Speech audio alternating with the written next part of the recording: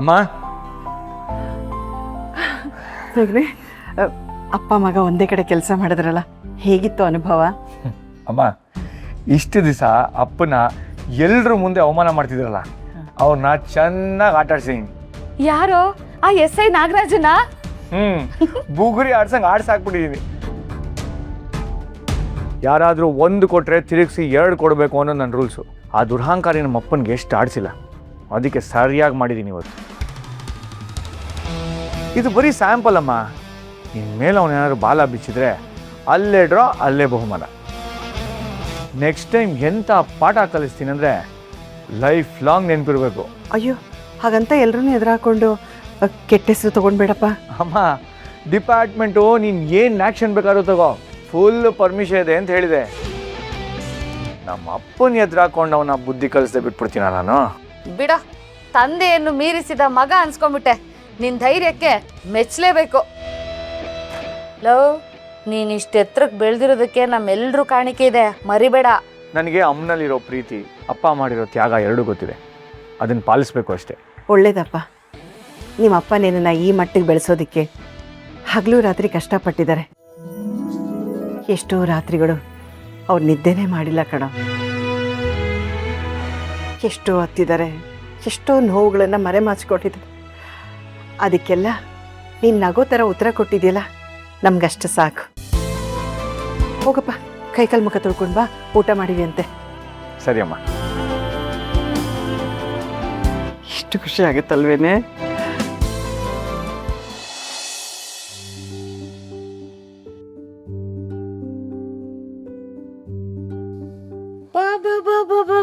ಏನಣ್ಣ ನೀನು ನರಸಿಂಹನ್ ಯೂನಿಫಾರ್ಮ್ನ ನೀನ್ ಇಸ್ತ್ರಿ ಮಾಡ್ತಾ ಇದೀಯಾ? ಯಾಕೆ, ನಂಗೆ ಇಸ್ತ್ರಿ ಮಾಡಕ್ ಬರಲ್ವಾ? ನಿನಗೆ ಇಸ್ತ್ರಿ ಮಾಡಕ್ ಬರಲ್ಲ ಅಂತಲ್ಲ, ನಿನ್ನ ಯೂನಿಫಾರ್ಮ್ನೇ ಅತ್ತಿಗೆ ನೀಟಾಗಿ ಇಸ್ತ್ರಿ ಮಾಡಿ ಇಡ್ತಾರೆ. ಅಂಥದ್ರಲ್ಲಿ ನೀನು ನರಸಿಂಹನ್ ಯೂನಿಫಾರ್ಮ್ನ ಇಸ್ತ್ರಿ ಮಾಡ್ತಿದ್ಯಲ್ಲ, ನನಗೆ ತುಂಬಾ ಆಶ್ಚರ್ಯ ಆಗ್ತಿದ್ಯಪ್ಪ. ಅಪ್ಪ, ನೀವು ಏನು ಮಾಡ್ತೀರಾ? ಬಿಡಿ, ನಾನು ಮಾಡ್ತೀನಿ. ನರಸಿಂಹ, ಇಲ್ಲಿ ಮಾತ್ರ ನೀ ಬರಬೇಡ. ಚಿಕ್ಕವನಿದ್ದಾಗ ಇಸ್ತ್ರಿ ಪೆಟ್ಟಿಗೆ ಮುಟ್ಟಿ ಗಾಯ ಮಾಡ್ಕೊಂಡಿದ್ದೆ, ನೆನಪಿದೆ ನಿನಗೆ? ಅಪ್ಪ, ನಾನು ಆಗ ಚಿಕ್ಕ ಹುಡುಗ ಆಗಿದ್ದೆ. ಈಗ ನನಗಿದೆಲ್ಲ ಗೊತ್ತಾಗುತ್ತೆ, ನಾನು ಮಾಡ್ಕೋತೀನಿ. ಇರ್ಲಿ ಬಿಡ, ನಾನೇ ಮಾಡ್ತೀನಿ. ಅಲ್ಲ, ನೀವು ಯಾಕೆ ಇದನ್ನು ಮಾಡಬೇಕು ಅಂತ?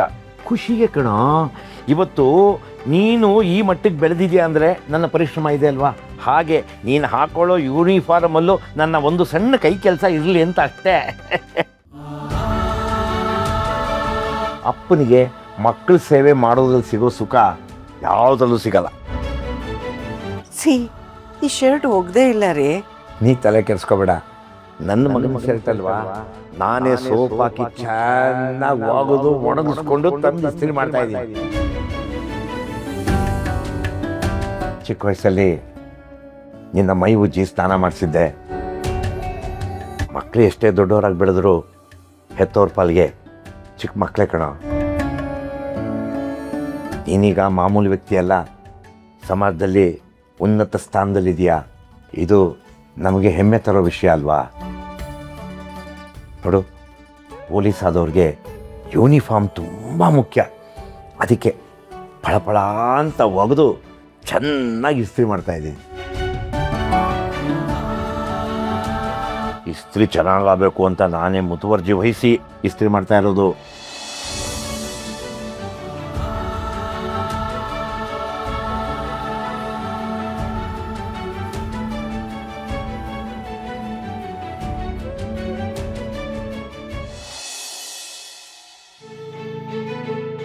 ಅಪ್ಪ, ಅಬ್ರಾಡಿಂದ ಬಿಸ್ನೆಸ್ ಮರ್ಜರ್ ಆಫರ್ ಬಂದಿದೆ.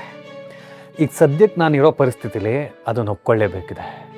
ಈಗ ಹೇಗಿದ್ರೂ ನಾನು ಅಲ್ಲಿಗೆ ಹೋಗೋದಿಲ್ಲ, ಅದಕ್ಕೆ ಚಿರುನೂ ಸೇರಿಸ್ಕೊಂಡು ಇಲ್ಲಿಂದನೇ ಆ ಬಿಸ್ನೆಸ್ ಮಾಡೋಣ ಅಂತ ಅಂದ್ಕೊಂಡಿದ್ದೀನಿ. ಸ್ವಂತದವ್ರ ಜೊತೆ ಸ್ವಂತ ಮನೇಲಿರೋ ಸುಖ ಬೇರೆಲ್ಲೂ ಸಿಗಲ್ಲ ಅಲ್ವಪ್ಪ? ನನ್ನನ್ನೇ ನೋಡೋ, ಎಷ್ಟು ವರ್ಷದಿಂದ ಇದೇ ಮನೆಯಲ್ಲೇ ಇದ್ದೀನಿ. ನನಗೆ ನಿನ್ನ ಚಿರು ಥರ ಜಾಸ್ತಿ ದುಡ್ಡು ಮಾಡಬೇಕು ಅನ್ನೋ ಆಸೆನೇ ಇಲ್ಲ. ದೇವ್ರು ಕೊಟ್ಟಿರೋ ಆರೋಗ್ಯ ನೋಡಿಕೊಂಡು ಅಣ್ಣನ ಆರೈಕೆ ಮಾಡ್ಕೊಂಡಿದ್ರೆ ಅಷ್ಟೇ ಸಾಕು. ಅಂದರೆ ದುಡ್ಡು ಬೇಡವಾ ಬೇಡ ಅಂತ ಹೇಳ್ತಿದ್ದೀರಾ ಚಿಕ್ಕಪ್ಪ? ನಾನೆಲ್ಲೋ ಹೇಳಿದಾಗೆ, ವಯಸ್ಸಿದ್ದಾಗ ಮೈಯಲ್ಲಿ ಶಕ್ತಿ ಇದ್ದಾಗ ಆದಷ್ಟು ದುಡ್ದು ಬಿಡ್ಬೇಕು, ಆಗ ವಯಸ್ಸಾದ್ಮೇಲೆ ನೆಮ್ಮದಿಯಾಗಿರ್ಬೋದು. ಏನೋ ನೀ ಹೇಳಿ ಸರಿ ಇರಬಹುದೇನೋ. ಹೌದಾ?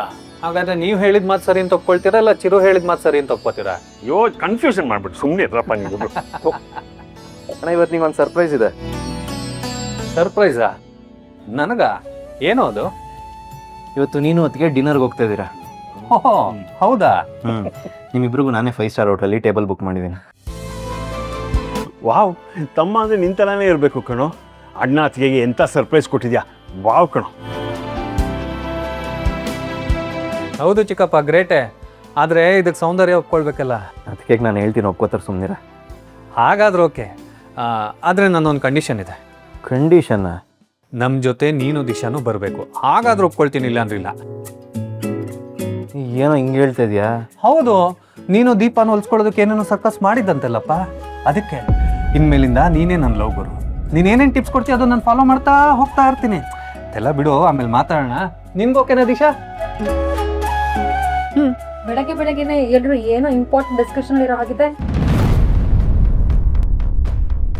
ಸಾರಿ, ನಾನು ಬಂದಿದ್ದೇನಾದರೂ ಡಿಸ್ಟರ್ಬ್ ಆಯ್ತಾ? ಖಂಡಿತ ಇಲ್ಲ, ನೀನು ಬಂದಿದ್ದು ಒಳ್ಳೇದೇ ಆಯ್ತು ಸೌಂದರ್ಯ. ಚಿರು ನಮ್ಮಿಬ್ರಿಗೂ ಡಿನ್ನರ್ ಡೇಟ್ ಪ್ಲಾನ್ ಮಾಡಿದಾನಂತೆ. ಓ ಹೌದಾ ಚಿರು? ಹೌದು, ಅದಕ್ಕೆ ನೀವು ಅಣ್ಣ ಒಟ್ಟಿಗೆ ಹೋಗಿ ತುಂಬ ದಿನ ಆಯ್ತಲ್ಲ, ಅದಕ್ಕೆ ನಾನೇ ಟೇಬಲ್ ಬುಕ್ ಮಾಡಿದ್ದೀನಿ. ಆದರೆ ನಂದೊಂದು ಕಂಡೀಷನ್ ಇದೆ. ಏಯ್ ಸುಮ್ಮನಿರ ನೀನು ಸುಮ್ಮನಿರೋ. ನಮ್ಮಿಬ್ರ ಜೊತೆ ಚಿರು ದಿಶಾನು ಬರಬೇಕು ಅಂತ. ನೀನೇನು ಹೇಳ್ತೀಯ? ಡೆಫಿನೆಟ್ಲಿ. ಅವರಿಬ್ರು ಬಂದಿಲ್ಲ ಅಂದ್ರೆ ನಾವು ಹೋಗೋದು ಬೇಡ. ಕೇಳಿಸ್ಕೊಂಡ್ಯಾನಪ್ಪ. ನೀನು ನನ್ನ ಮಾತಿಗಿಲ್ಲ ಅಂತ ಹೇಳಿದ್ರು ಸೌಂದರ್ಯನ ಮಾತಿಗೆ ಹ್ಞೂ ಅಂತ ಹೇಳಲೇಬೇಕು. ಚಿರು, ಇಷ್ಟನೋ ಕಷ್ಟನೋ ಕಟ್ಕೊಂಡ್ಮೇಲೆ ಇದೆಲ್ಲ ಅನುಭವಿಸ್ಲೇಬೇಕು. ಹೋಗು. ಅಂದರೆ ನಿಮ್ಮ ಥರ ಅಂತ ಹೇಳ್ತಿದ್ದೀರಾ ಚಿಕ್ಕಪ್ಪ? ಸುಮ್ಮನೆ ಕೇಳಿಸ್ಕೊಂಡ್ರೆ ಓಡ್ಬಿಡ್ತಾಳೆ. ಹೌದು ಚಿರು, ಮದುವೆ ಆದಾಗ್ಲಿಂದನೂ ನೀನು ದಿಶಾ ಎಲ್ಲೂ ಹೊರಗೆ ಹೋಗಿಲ್ವಲ್ಲ. ನೀವು ನಮ್ಮ ಜೊತೆ ಬನ್ನಿ, ಚೆನ್ನಾಗಿರುತ್ತೆ.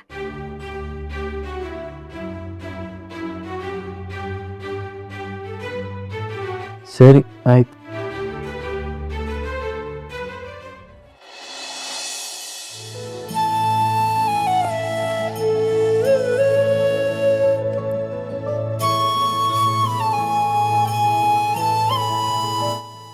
ಹಾಡಿದ್ದು ಮುಗಿದಿದ್ರೆ ನಿಮ್ಮ ಹತ್ರ ಮಾತಾಡಬೇಕಿತ್ತು. ನೀವು ಮಾತಾಡ್ತೀರಾ ಅಂದರೆ ಹಾಡಲ್ಲ, ನಾನು ಉಸಿರೇ ನಿಲ್ಲಿಸ್ತೀನಿ. ಏನು? ನಥಿಂಗ್, ಗೋ ಹೆಡ್ ಚಿರಾಗ್. ಬೇಗ ರೆಡಿಯಾಗಿ ಹೊರಡ್ಬೇಕು. ವಾಟ್, ಹನಿಮೂನ್ ಪ್ಲ್ಯಾನ್ ಮಾಡಿದ್ದೀರಾ ಚಿರಾಗ್? Cool cool. ನೋಡಿ, ನಾನು ನಿಮ್ಮನ್ನು ಮಾತಾಡ್ಸಿಲ್ಲ, ನೀವೇ ನನ್ನನ್ನು ಮಾತಾಡ್ಸಿದ್ದು. ಅದು ಅಲ್ಲದೆ ಹೊರಗೋಗೋಣ ಅಂತ ಬೇರೆ ಹೇಳ್ತಿದ್ದೀರಾ. ಅದಕ್ಕೆ ಎಲ್ಲಿ ಏನು ಅಂತ ಕ್ಯೂರಿಯಾಸಿಟಿಯಲ್ಲಿ ಕೇಳಿದೆ. ಹೀಗೆ ಹೊರಗೋಗಿ ಬರಬೇಕು. Outing? Oh my God, I am always ready for that. ನಿಮ್ಮ ಜೊತೆ ಔಟಿಂಗ್ ಹೋಗಬೇಕು ಅಂದರೆ ಅದು ಹೆಂಗೆ ನಾನಿಲ್ಲ ಅನ್ನೋಕ್ಕಾಗುತ್ತೆ? ಆ್ಯಕ್ಚುಲಿ ನಿಮ್ಮ ಮಾತು ಕೇಳಿ ನಿಮ್ಮನ್ನು ಹಗ್ ಮಾಡ್ಕೋಬೇಕು ಅನ್ನೋ ಅಷ್ಟು ಖುಷಿ ಆಗ್ತಿದೆ. ಓವರಾಗಿ ಆಡಬೇಡಿ, ಅದೆಲ್ಲ ಆಗಲ್ಲ. ಔಟಿಂಗ್ ಅಂದರೆ ಸುಮ್ಮನೆ ಊಟಕ್ಕಂತ ಹೋಗ್ತಾ ಇದೀವಿ ಅಷ್ಟೇ. ಹೌದಾ? Okay okay, come on, let's go. ಬನ್ನಿ.